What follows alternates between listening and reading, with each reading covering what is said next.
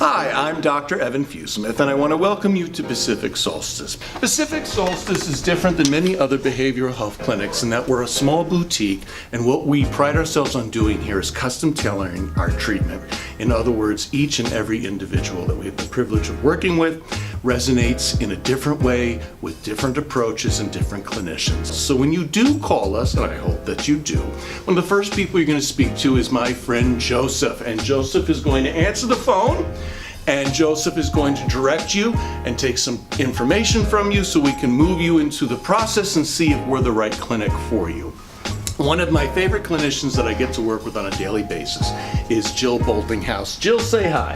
Hi, I'm Jill Boltinghouse. Welcome to Pacific Solstice. We're here in one of our many small group rooms. As you can see at Pacific Solstice, we don't do large groups where you'll get lost in the shuffle. Thank you. Another one of my colleagues who I also love working with is Tom Buckley. Tom, would you say a quick hi?